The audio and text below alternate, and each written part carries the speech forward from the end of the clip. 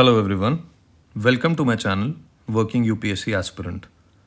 Now it has been a while that I haven't uploaded any video on my channel. The reason being because I was stuck at work, and secondly I have come up with a solution for all our problems. Now मेरे हिसाब से वो solution है, it might differ with your viewpoint, with your vantage point, but I think कि इस preparation को हमारी preparation को हम जितना सिंप्लीफाई कर सकते हैं एंड जितना सॉलिडिफाई कर सकते हैं उतना बेटर है. तो straight away getting to the point, अभी मैंने इंटरनेट पे लाइक 2 हफ्ते पहले अराउंड मैंने एक वीडियो देखी जिसमें एक फैकल्टी हैं एक पर्टिकुलर इंस्टीट्यूट की, मैं आगे नाम बताऊंगा. उन्होंने एक चैलेंज दिया है सारे यूपीएससी एस्पिरेंट्स को. वो चैलेंज है कि that you have to be Mains ready by December. अब फैकल्टी का नाम है डॉक्टर शिवन चौधरी. उन्होंने खुद एग्ज़ाम निकाला था 2022 में and he was ex IRS officer. उनकी I think I am not remembering the rank, मतलब जो भी रैंक थी, मतलब उन्होंने क्लियर किया ये एग्ज़ाम. तो मेरे को लगा कि काफ़ी क्रेडिबल है. फिर मैंने और थोड़ा देखा. उनके इंस्टीट्यूट का नाम सारथी IAS है. मैं ओपनली ले रहा हूँ नाम. अगेन कोई ब्रांडिंग नहीं है किसी भी इंस्टीट्यूट की. इट्स जस्ट दैट जो चीज़ मेरे को अच्छी लगी एंड आई थिंक वो हेल्पफुल रहेगी सारे वर्किंग एस्पिरेंट्स के लिए, तो वो चीज़ मैंने शेयर करी आपके साथ. तो सारथी IAS है, उन्होंने एक कोर्स निकाला है मेंस मेंटोरशिप प्रोग्राम MMP+. उसके बारे में बाद में बात करेंगे हम. पहले इस चैलेंज के बारे में बात कर दूँ तो वो डॉक्टर शिवन चौधरी ने एक चैलेंज दिया है सारे एस्पिरेंट्स को कि आपको मेंस रेडी होना है बाय दिसंबर. अब एग्जैक्टली है क्या ये, मतलब 7 मेंस के पेपर्स होते हैं. There are 7 papers, GS1, GS2, GS3, GS4 ऐसे ऑप्शनल के दोनों पेपर, तो ये टोटल 7 पेपर हो जाते हैं, राइट. चैलेंज है कि आपको सारे पेपर्स कंप्लीट करने हैं बाय दिसंबर, 7 by 7 पेपर्स. तो इसके लिए मेरा प्लान क्या है? My plan is very simple. उनका जो प्रोग्राम है, जैसे मैंने आपको बताया MMP+, I have purchased this program. काफ़ी अफोर्डेबल है. 12,000 के आसपास में पूरा कोर्स आ गया था. तो इसमें मेरी GS की मेंस की प्रिपरेशन सॉर्टेड है. ऑप्शनल इंक्लूडेड नहीं है, बट हाँ GS तो है. ऑप्शनल एनी विच वेज मैंने कोई कोचिंग कभी ली भी नहीं थी. मेरा ऑप्शनल PSIR है, जैसे मैंने आपको बताया अपनी पुरानी वीडियोस में, एंड उसकी भी स्ट्रैटेजी मेरी अलग है because I am a working professional. तो मेरी strategy will be completely different. तो मेरा प्लान क्या है, that I will follow this program MMP+. जो इनका शेड्यूल है I will follow it diligently. Schedule में सिंपल सा है. अभी GS4 का पेपर जो है हमारा एथिक्स का पेपर, उसकी क्लासेस चल रही हैं. 7 क्लासेस ऑलरेडी हो चुकी हैं, राइट. नाउ मैंने लेट वीडियो इसलिए बनाई क्योंकि मैं पहले खुद चाहता था कि मैं प्रोग्राम देखूं. अगर मेरे को अच्छा लगता है तभी मैं आपको रेकमेंड करूं. जो भी प्रोज एंड कॉन्स हैं दोनों मद्देनज़र रखते हुए मैंने ये वीडियो बनाई है. तो GS4 एथिक्स, वहाँ पे फैकल्टी हैं उनकी Mudit Jain sir. He himself has clear this exam thrice और वो ex IRS ex IPS officer रह चुके हैं. अब वो सारथी IAS पे as a teacher he is teaching their ethics and essay. तो 7 क्लासेस सर की हो गई. काफ़ी अच्छी क्लासेस लगी मेरे को, मतलब क्योंकि जो इनका मेथड है it is very very different. मैंने आज तक इस तरीके से पढ़ाई करी नहीं थी. मे बी शायद इसी वजह से 3 अटैम्प्ट्स हो चुके हैं और मेरा एग्ज़ाम क्लियर नहीं हुआ. And 2026 would be my last attempt और इसमें I am just going full throttle. तो 7 क्लासेस हो चुकी हैं और उसमें PYQ आंसर राइटिंग है जो मैं कर चुका हूँ. मतलब स्केड्यूल ऐसा रहता है इनका कि सबसे पहले तो कंटेंट होता है. मतलब मैंने एक 3 घंटे की क्लास देखी, उसके बाद सेम डे पे मैंने आंसर राइटिंग करी. ये सिंपल सा फंडा है. अब इसमें मैं आपको बता देता हूँ उनका स्केड्यूल के हिसाब से पहले GS4 होगा, फिर GS2, देन GS3, फिर ऐसे एंड देन GS1. 5 पेपर है और 2 ऑप्शनल के जो पेपर हैं, पेपर 1 पेपर 2, वो साथ साथ करना है. तो टोटल 7 पेपर्स हो गए. How I will be moving ahead, मैं किस तरीके से करूँगा. 3 घंटे का एक लेक्चर होता है उनका, उसको मैं 1.5x की स्पीड पे देखूंगा. ये मेरा स्लॉट 1 है. तो मतलब मेरा ऑफिस 10 to 7 होता है. तो I usually wake up at 5 AM in the morning. तो 3 घंटे वहाँ पे मेरे निकल जाते हैं. आफ्टर लाइक फ्रेशन अप होने के बाद मैं एक 3 घंटे का लेक्चर देखा 1.5x की स्पीड पे, और वो जल्दी ख़त्म भी हो जाता है फिर, क्योंकि आप स्पीड भी बढ़ा के देख रहे हो and then you are memorising all the concepts, you are reading all the concepts. तो 3 घंटे में आराम से हो जाएगा.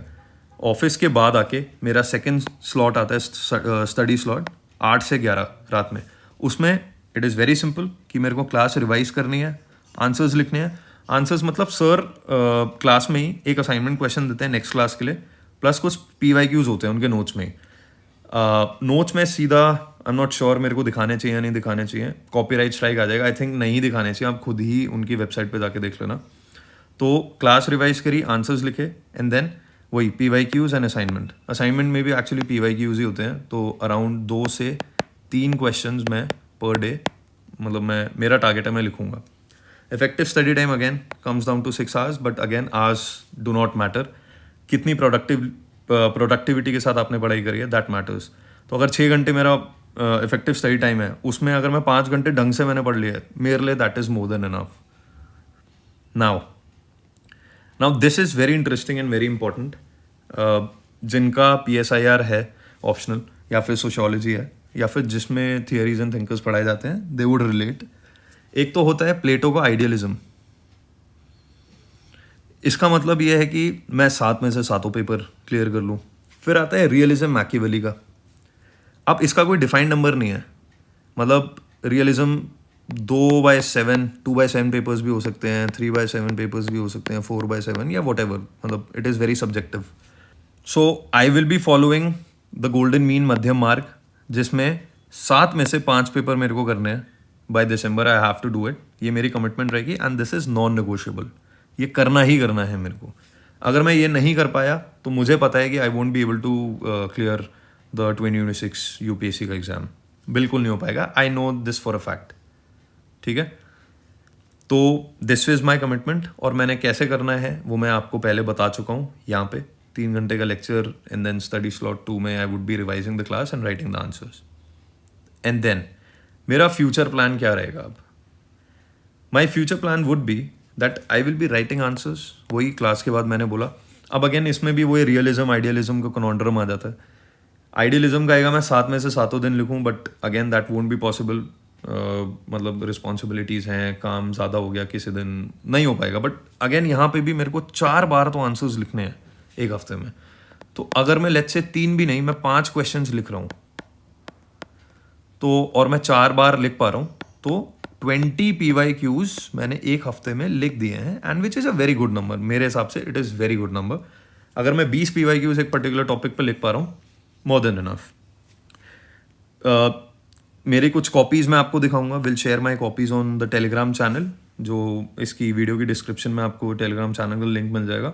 वहाँ पे मैं अपनी कॉपी शेयर करूँगा, आप देख सकते हो कि मैंने किस तरीके से वहाँ पे आंसर्स लिखे हैं।